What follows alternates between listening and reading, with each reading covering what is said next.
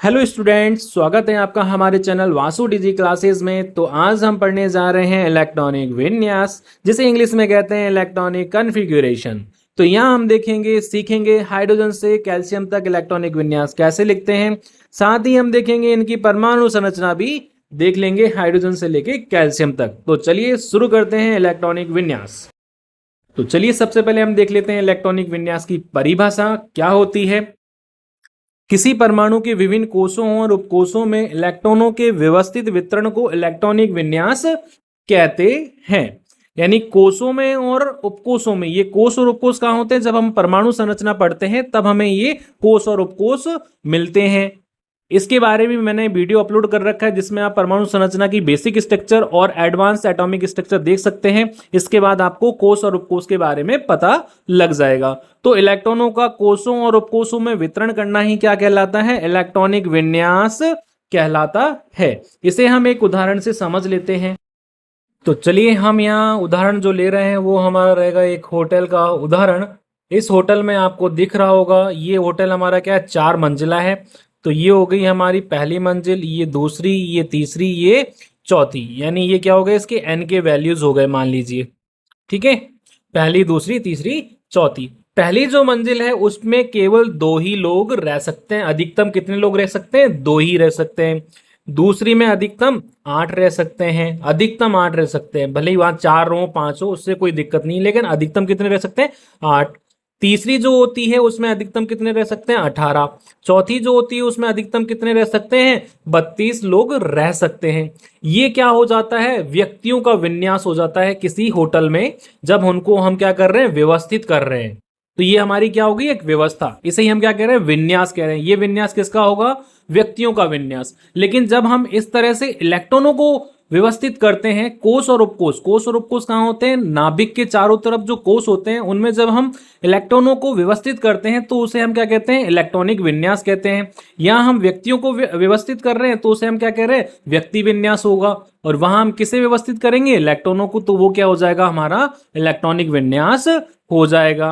हाँ, होटल की इमेज अच्छी दिख रही है, बढ़िया है, देखते रहो ऐसे ही, लेकिन इसके लिए मेहनत करनी पड़ेगी। ठीक है, अब देखते हैं जो इलेक्ट्रॉनिक विन्यास होता है उसे हम 2 तरीके से लिख सकते हैं। पहला, कोषों द्वारा वितरण हो जाएगा, जिसे हम कहते हैं बोरबरी नियम कहते हैं।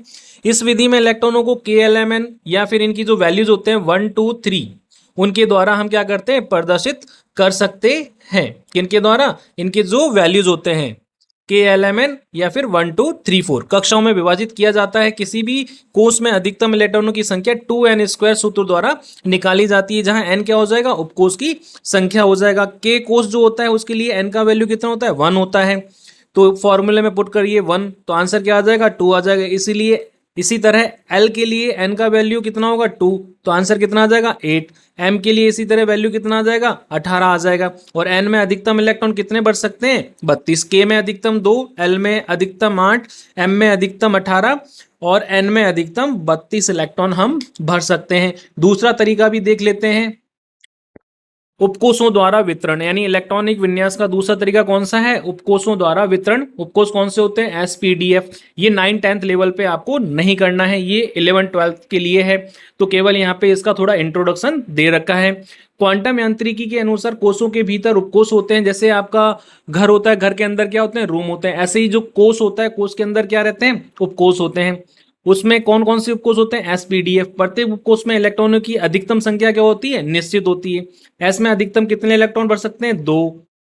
P में अधिकतम कितने इलेक्ट्रॉन भर सकते हैं? 6। D में अधिकतम कितने इलेक्ट्रॉन भर सकते हैं? 10। और F में अधिकतम कितने भर सकते हैं? 14 इलेक्ट्रॉन हम फिल कर सकते हैं। अब हम देखते हैं हाइड्रोजन से लेके कैल्शियम तक इलेक्ट्रॉनिक विन्यास कैसे लिखते हैं।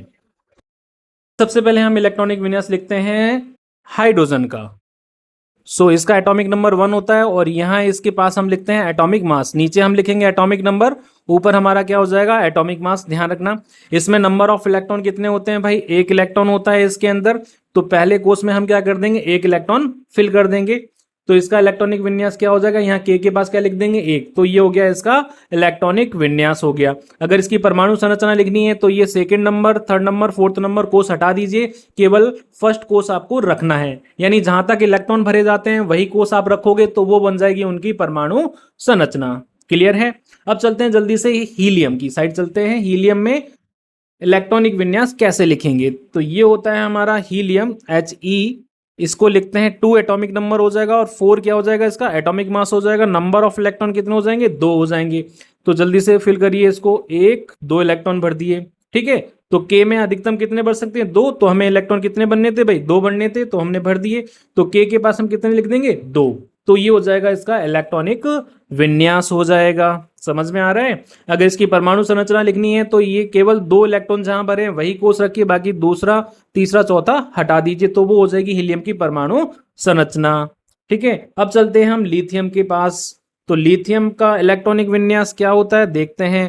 तो इसका एटॉमिक नंबर 3 होता है और इसका एटॉमिक मास 7 होता है। 3 इसमें क्या होते हैं, इलेक्ट्रॉन होते हैं, भरिए इन्हें। पहले कोष में कितने भर देंगे भाई, पहले कोष से ही स्टार्ट करना है, ऐसा नहीं है दूसरे से कर लो आप, पहले कोष से करना है। पहले में हमने 2 भर दिए, टोटल हमें 3 भरने हैं। और पहले में हम मैक्सिमम कितने भर सकते हैं, 2 ही भर सकते हैं। अब तीसरा वाला कहाँ चला जाएगा, वो दूसरे उपकोष में यानी एल उपकोष में चला जाएगा। अब भाई जितने जिस कोष में इलेक्ट्रॉन है उनको प्रदर्शित कर दीजिए इलेक्ट्रॉनिक विन्यास में। के में कितने, 2, एल में कितने, 1। बीच में अगर आप कॉमा लगाना चाहें तो कॉमा लगा दीजिए। क्लियर है, ये हो जाएगा लिथियम का इलेक्ट्रॉनिक विन्यास। अब चलते हैं हम बेरिलियम की साइड में।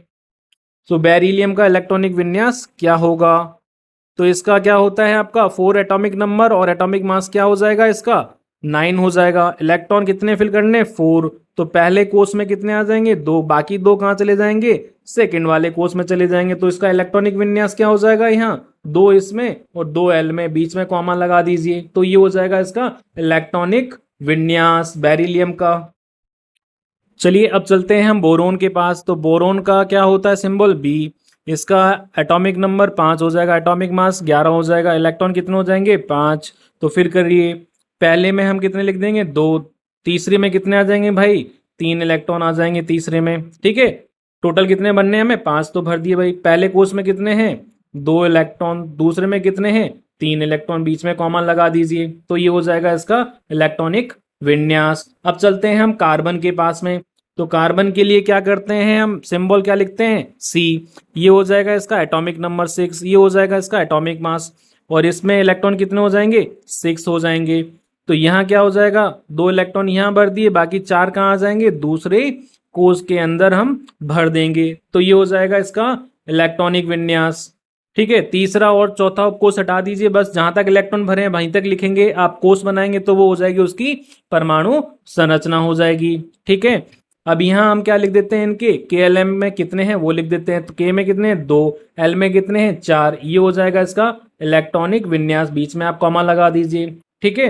अब चलते हैं हम नाइट्रोजन की साइड में। नाइट्रोजन के लिए सिंबल एन होता है, 7 इसका एटॉमिक नंबर और एटॉमिक मास कितना हो जाएगा 14 हो जाएगा। 7 इसमें इलेक्ट्रॉन हो जाएंगे। तो दूसरे पहले में कितने आ जाएंगे भाई 2 इलेक्ट्रॉन आ जाएंगे, मैं डायरेक्ट 2 लिख रहा हूँ यहाँ पे, ठीक है। फिर बाद में बाकी कितने बचे 5 किस में आ जाएंगे भाई, दूसरे जो आपका कोष है उसके अंदर 5 आ जाएंगे। तो इसका इलेक्ट्रॉनिक विन्यास क्या हो जाएगा 2 और एल में कितने 5। तो ये हो जाएगा इसका इलेक्ट्रॉनिक विन्यास। अब चलते हैं ऑक्सीजन के पास में। ऑक्सीजन का सिंबल ओ होता है, 8 इसका हो जाएगा एटॉमिक नंबर, 16 हो जाएगा atomic mass, number of electron कितने हो जाएंगे 8। तो पहले में कितने हो जाएंगे भाई 2 इलेक्ट्रॉन आ जाएंगे, दूसरे में कितने आ जाएंगे 6 इलेक्ट्रॉन भर दो आप, ठीक है। 6 इलेक्ट्रॉन हमने फिल करने हैं यहाँ पे दूसरे में, तो 6 इलेक्ट्रॉन हमने क्या कर दिए यहाँ फिल कर दिए हैं, ठीक है। तो इसका इलेक्ट्रॉनिक विन्यास क्या हो जाएगा 2 यहाँ लिखो और 6 कहाँ लिख दोगे यहाँ लिख दोगे के में। तो ये हो जाएगा इसका इलेक्ट्रॉनिक विन्यास। अब देखते हैं हम फ्लोरीन के लिए। फ्लोरीन का जो सिंबल होता है एफ होता है, इसका एटॉमिक नंबर 9 और एटॉमिक मास क्या हो जाएगा 19 हो जाएगा। नंबर ऑफ इलेक्ट्रॉन कितने रहेंगे इसमें 9।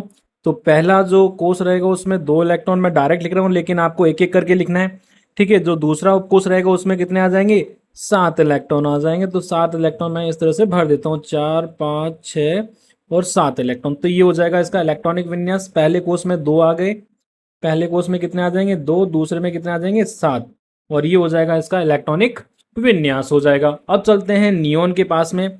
नियोन का इलेक्ट्रॉनिक विन्यास लिखते हैं, इसका सिंबल Ne हो जाएगा, एटॉमिक नंबर 10 रहेगा, एटॉमिक मास कितना रहेगा 20 रहेगा, नंबर ऑफ इलेक्ट्रॉन कितने हो जाएंगे इसमें 10 हो जाएंगे, ठीक है। इलेक्ट्रॉनिक विन्यास तो डायरेक्ट मैं यहाँ पे 2 लिख रहा हूँ, लेकिन आपको एक एक करके लिखना है।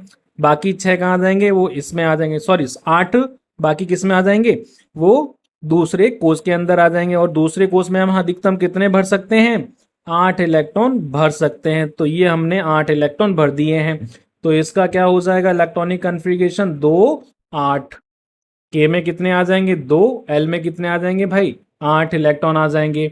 तो ये हो जाएगा नियोन का इलेक्ट्रॉनिक विन्यास। अब चलते हैं सोडियम के पास में।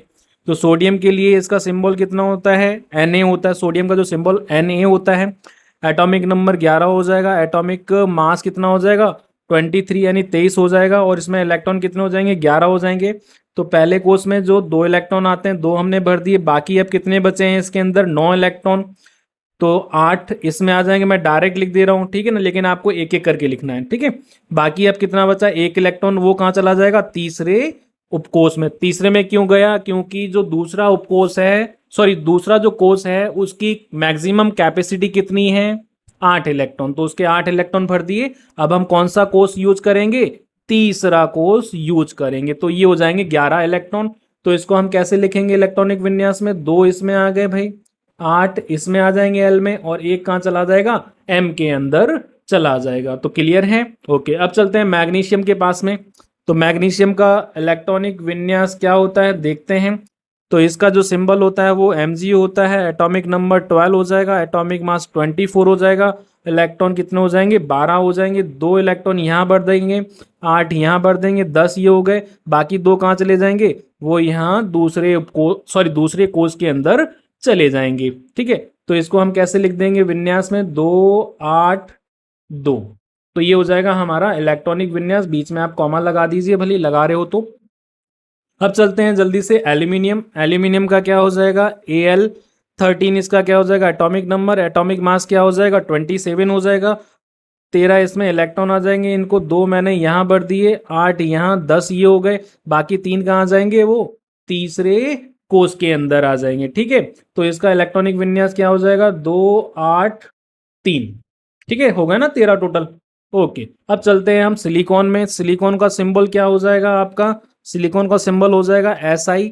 तो इसका हो जाएगा 14 और ये हो जाएगा आपका 28। इसका क्या हो जाएगा द्रव्यमान, जो परमाणु द्रव्यमान कितना हो जाएगा 28 हो जाएगा। फिर इसमें इलेक्ट्रॉन कितने हो जाएंगे 14 इलेक्ट्रॉन हो जाएंगे। 2 यहाँ भर दिए, 8 यहाँ भर दिए ठीक है। और बाकी कितने बचे इसमें 4 इलेक्ट्रॉन, तो वो यहाँ आ जाएंगे तीसरे कोष के अंदर। तो इसको हम ऐसे लिख देंगे इलेक्ट्रॉनिक विन्यास में 2 8 4 ठीक है, क्योंकि 2 के में है, 8 एल में है और 4 किस में है एम में है। अब जल्दी से चलते हैं हम किसके पास, फॉस्फोरस के पास में। तो फॉस्फोरस का सिंबल क्या हो जाएगा, फॉस्फोरस का सिंबल हो जाएगा P, और इसका जो एटॉमिक नंबर 15 होता है, एटॉमिक मास कितना हो जाएगा 31 हो जाएगा। और इसमें इलेक्ट्रॉन कितने हो जाएंगे भाई 15 इलेक्ट्रॉन हो जाएंगे। तो जल्दी से भरते हैं, 2 इसमें 8 इसमें, मैं ऐसे भर रहा हूँ 2 8 करके, आपको एक एक करके भरना है ध्यान रखना। फिर बाकी किस में आ जाएंगे, कितने बचे बाकी 5 इलेक्ट्रॉन कहाँ चले जाएंगे भाई आपके जो तीसरा कोष है वहां 5 इलेक्ट्रॉन आ जाएंगे। इलेक्ट्रॉनिक विन्यास क्या हो जाएगा 2 8 5 हो जाएगा। क्लियर है। अब चलते हैं जल्दी से सल्फर पर। सल्फर के लिए क्या हो जाएगा सिंबल S हो जाएगा, एटॉमिक नंबर 16 और एटॉमिक मास यानी द्रव्यमान मास कितना हो जाएगा, परमाणु द्रव्यमान कितना हो जाएगा 32 हो जाएगा। 16 इसमें क्या हो जाएंगे इलेक्ट्रॉन हो जाएंगे। तो 2 इलेक्ट्रॉन हमने यहाँ भर दिए, 8 यहाँ आ गए, बाकी कहाँ चले जाएंगे वो एम जो हमारा कोष है वहां चले जाएंगे। तो यहाँ कितने भर देंगे हम 6 इलेक्ट्रॉन भर देंगे ठीक है। तो ये भर दिए हमने 6 इलेक्ट्रॉन। तो यहाँ पे 2 आ जाएंगे, यहाँ 8 आ जाएंगे और यहाँ कितने आ जाएंगे 6 आ जाएंगे। क्लियर है ओके। अब चलते हैं जल्दी से हम क्लोरीन के पास में। क्लोरीन का सिंबल Cl होता है, कैपिटल C और स्मॉल l लिखना है। 17 इसका क्या हो जाएगा एटॉमिक नंबर और 35.5 लिखना है इसका क्या एटॉमिक मास लिखना है। तो ये 17 इसमें इलेक्ट्रॉन हो जाएंगे, 2 इलेक्ट्रॉन यहाँ भर गए, 8 यहाँ भर गए, बाकी कितने बच्चे 7 इलेक्ट्रॉन। तो 7 इलेक्ट्रॉन यहाँ आ जाएंगे, आप एक एक करके लिखना है ठीक है। तो यहाँ के लिख देंगे 2 8 7। तो ये हो जाएगा इसका इलेक्ट्रॉनिक विन्यास हो जाएगा ओके। अब आते हैं हम आर्गन पर। आर्गन के लिए क्या होता है सिंबल, तो वो होता है कैपिटल A और स्मॉल r। एटॉमिक नंबर कितना हो जाएगा भाई 18 हो जाएगा। एटॉमिक मास कितना हो जाएगा इसका 40 हो जाएगा ठीक है, 40 हो जाएगा। तो 18 इसमें इलेक्ट्रॉन है। जल्दी से फिल करते हैं, 2 इसमें फिल कर दिए, और फिर 8 इसमें आ गए, 10 हो गए, 8 और बनने हैं हमें, तो 8 इसमें आ गए। आपको एक एक करके बनना है, ध्यान रखना, बार बार कह रहा हूं मैं। ठीक है, तो ये हो जाएगा इसका इलेक्ट्रॉनिक विन्यास 2 8 8। तो तीसरे कोष में कितने आ गए भाई, एम में 8 इलेक्ट्रॉन आ गए हैं, लेकिन तीसरे कोष में हम अधिकतम कितने भर सकते हैं, 18 इलेक्ट्रॉन भर सकते हैं। ओके, अब हम चलते हैं पोटेशियम की साइड में। पोटेशियम का एटॉमिक नंबर कितना होता है, 19। एटॉमिक मास कितना होता है, 39। सिंबल इसका कैपिटल के हो जाएगा। इलेक्ट्रॉन कितने आ जाएंगे इसमें, 19 इलेक्ट्रॉन आ जाएंगे। 2 इलेक्ट्रॉन पहले कोष में आ जाएंगे, 8 यहाँ आ जाएंगे, बाकी किस में चले जाएंगे, 9 इलेक्ट्रॉन यहाँ चले जाएंगे। नहीं, यहाँ थोड़ा एक्सेप्शन है, अपवाद है, थोड़ा उसको देख लेते हैं। इसका जो मेन रीजन है वो आपको मिलेगा 11th क्लास के अंदर। ठीक है, तो 9 10 तक आप ऐसे ही इसको याद रख लेना। तो यहाँ जो कितने आएंगे आपके इलेक्ट्रॉन, 8 इलेक्ट्रॉन आएंगे। अब यहाँ नवा इलेक्ट्रॉन यहाँ तीसरे उपकोष में नहीं जाता, तीसरे उपकोष में हम अधिकतम 18 भर सकते हैं। लेकिन जो इलेक्ट्रॉन आएगा, जो 19वां इलेक्ट्रॉन आएगा, वो कहाँ जाता है, आपका चौथे उपकोष में चला जाता है। तो एक इलेक्ट्रॉन अब कहाँ चला जाएगा, चौथे उपकोष में। तो इसका इलेक्ट्रॉनिक विन्यास क्या हो जाएगा, 2 8 8 1। ध्यान रखना, रीजन क्या रहेगा वो आपको 11th क्लास में पता चलेगा। ठीक है, क्योंकि इसका एक्सप्लेनेशन यहाँ पे नहीं कर सकते। ओके, अब चलते हैं कैल्शियम की साइड में। तो कैल्शियम के लिए क्या रहेगा देख लेते हैं। तो कैल्शियम का सिंबल क्या होता है, Ca, capital C small a। 20 इसका क्या हो जाएगा, एटॉमिक नंबर यानी परमाणु क्रमांक हो जाएगा।